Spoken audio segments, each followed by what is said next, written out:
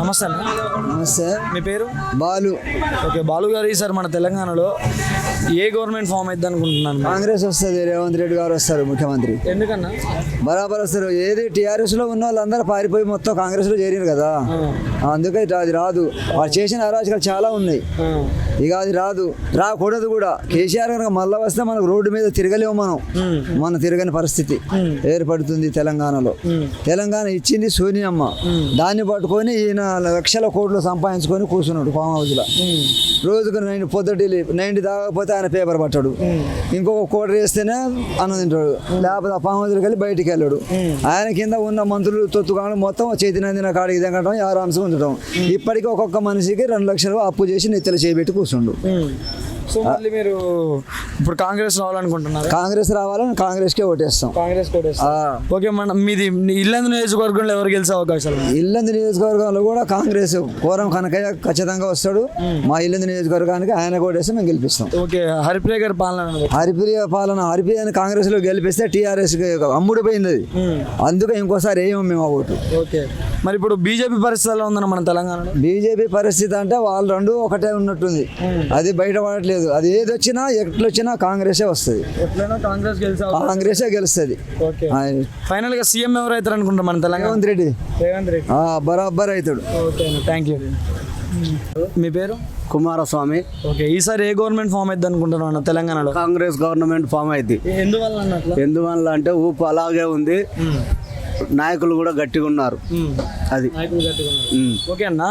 ఈసారి మన బీఆర్ఎస్ పరిస్థితి ఎలా ఉందన్న? బీఆర్ఎస్ పరిస్థితి పేరు టీఆర్ఎస్ నుంచి బీఆర్ఎస్కి వచ్చినప్పుడే దాని పతనం మొదలైంది తమ్ముడు. దానివల్ల వచ్చేది ఏం లేదు, అన్ని మాయమాటలు, పబ్బం గడుపుడు తప్పిడిసి ఏం లేదు. అంటే గతంలో ఎలా అనిపించింది అన్న పరిపాలన మీకు? గతంలో 50 ఏళ్ళ నుంచి 75 ఏళ్ళ నుంచి కూడా కాంగ్రెస్ పార్టీ ఉంది. ప్రజలకు క్షేమంగా లాభాలతోటి బతికారు. ఇప్పుడు ప్రజలు మనశ్శాంతి లేకుండా బతుకుతున్నారు, ఎందుకంటే అప్పుల భారం ఎక్కువైపోయింది, నిత్యావసర ధరలు పెరిగిపోయాయి. దానివల్ల మనకు వచ్చేది ఏం లేదు లాభం. మళ్ళీ కాంగ్రెస్ గవర్నమెంట్ వస్తే ప్రజలు స్వచ్ఛంగా సంతోషంగా జీవిస్తారు.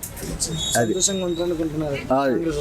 ఓకే అన్న. మన బీజేపీ పరిస్థితి ఎలా ఉందన్న మన తెలంగాణ? బీజేపీ పరిస్థితి తమ్ముడా అది మామూలుగా ఉంది, ఎందుకంటే తమ్ముడా అది పెద్దగా ఫామ్లో లేదు, ఇక్కడ లేదు, ఖమ్మం జిల్లాలో లేదు. అది సెంట్రల్ గవర్నమెంట్ అదర్ స్టేట్లో ఉంది, తెలుగు రాష్ట్రాలలో లేదు. ఓకేనా. మన ఇల్లందు నియోజకవర్గంలో ఎవరు వచ్చే అవకాశాలు ఎక్కువ ఉన్నాయి అభ్యర్థిగా? 100% కోరం కనకయ్య గారు విజయం సాధించబోతున్నారు. పొంగులేటి సీనన్న నాయకత్వంలో, తుమ్మల నాగేశ్వరరావు గారి నాయకత్వంలో కోరం కనకయ్య గారు విజయం సాధించబోతున్నారు. ఓకే అన్న. హరిప్రియ గారి పాలన అనిపించింది మనకి? హరిప్రియ గారు వ్యక్తిగతంగా చాలా చక్కటి మనిషి, కానీ కొన్ని అంతర్గత విషయాల వల్ల ఆమె మళ్ళీ రాలేకపోతుంది. ఓకే ఓకే అన్న. ఫైనల్గా మన సీఎం ఎవరైతే అనుకుంటున్నారు?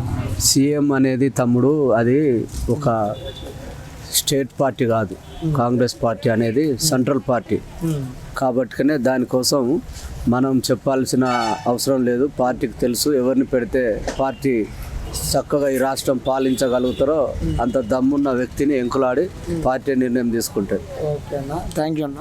ఓకే, వెరీ గుడ్ తమ్ముడు, థ్యాంక్ యూ. మీ పేరు? నా పేరు హౌసింగ్. ఓకే. ఈసారి ఏ గవర్నమెంట్ ఫామ్ అయ్యే అవకాశాలు ఉన్నాయన్న మన తెలంగాణలో? అయితే ఏ గవర్నమెంట్ ఫామ్ అవడం దానికి ముందు కాంగ్రెస్ గవర్నమెంట్ ఫామ్ అయ్యే అవకాశాలు ఎక్కువ ఉన్నాయి, ఎక్కువ అవకాశాలు ఉన్నాయి, ఎక్కువ కావాలి కూడా. ఎందుకన్నా? ఎందుకంటే ఇప్పుడు తెలంగాణ ప్రభుత్వం చేసి 10 సంవత్సరాలు అవుతుంది. దాన్ని బట్టి ఇప్పుడు ప్రతిసారి ఏదో ఒకటి చెప్పడం, రుణమాఫీ చేస్తామని చెప్పడం, తర్వాత డబుల్ బెడ్రూమ్ అని చెప్పడం, అంటే ఇవ్వడంలో ఉండదు, చెప్పడంలో ఉంటుంది. అందుకని ఈ గవర్నమెంట్ మార్పు చేయాలన్నమాట. అందుకని దీని ప్రత్యేకంగా ఏంటంటే కాంగ్రెస్ గవర్నమెంట్కి అవకాశాలు ఉంది, పబ్లిక్ వేయాల్సిందే. ఈసారి మళ్ళీ కాంగ్రెస్ గవర్నమెంట్ వచ్చే అవకాశాలు ఎక్కువ ఉన్నాయంటారు? రావాలి కూడా, అవసరం కూడా. బీఆర్ఎస్ ప్రభుత్వం గతంలో ఉంది కదన్నా, మీకు ఏమేమి సంక్షేమ పథకాలు అందలే అన్న? అంటే నాకు అని కాదు, ప్రాంతంలో ఇప్పుడు కామన్గా పెన్షన్ అందరికీ వస్తున్నాయి. తర్వాత రైతు బంధువులు ఒకటి, ఈ తప్పితే ఇక ఏం లేదు, ఇక మిగతా ఏం లేదు. మిషన్ భగీరథ వాటర్ కానీ అది అవసరం, అది లేదు. ఇంతకుముందు నడుస్తుంది అది, ఇంతకుముందు దాని పేరే మార్చారు ఇది. దానికి ముందు నుంచే ఉందంటారు. వాటర్ ప్రాబ్లం ఏం లేదు, ఇంతకుముందు వాటర్ ఉంది, దానికి ఇది మార్చారు అంతే. ఓకే అన్న, ఈసారి మన ఇల్లందు నియోజకవర్గంలో ఎవరు ఎమ్మెల్యే అభ్యర్థిగా గెలిచే అవకాశాలు ఉన్నాయి? అంటే అవకాశాలు అంటే ఇప్పుడు వేరే మార్గాలు అయితే లేదు. కాంగ్రెస్ గవర్నమెంట్కి వేయాల్సిందే ఎవరు ఉన్నా కూడా. ఎందుకంటే మనం బతకాలన్నా కూడా, ప్రశ్నించాలని కూడా గవర్నమెంట్ మారాల్సిందే. ఈ గవర్నమెంట్కి మనం ఏం ప్రశ్నిస్తున్నాం అనేది తెలియదు, మనం చెప్పేది అక్కడ వినేవాళ్ళు ఇక్కడ లేరు ఇక్కడ. అందుకని వేరే గవర్నమెంట్ మారాల్సిన అవసరం ఉంది. గవర్నమెంట్ మారితే బాగుంటుంది. ఓకే అన్న, థ్యాంక్ యూ అన్న. సరే. నమస్తే. మా కాడ అయితే ఏం పేరు మీ పేరు? సైద్యాన్ని కాదు. ఓకే, ఈసారి తెలంగాణలో ఎవరు వస్తారు అనుకుంటున్నారు? కాంగ్రెస్ గవర్నమెంట్ వస్తుంది అనుకుంటున్నాను. ఎందుకంటే వాళ్ళు 2 లక్షల రుణమాఫీ చేస్తున్నారు కాబట్టి, గ్యాస్ 400 అన్నారు కాబట్టి వాళ్ళే వస్తారని ఇచ్చిన 6 పథకాలు వస్తాయి అనుకుంటారా? మరి 6 పథకాలు ఇచ్చారు, గెలిస్తే ఇస్తా అన్నారు, ఇస్తే నమ్మకం ఉంది మాకు.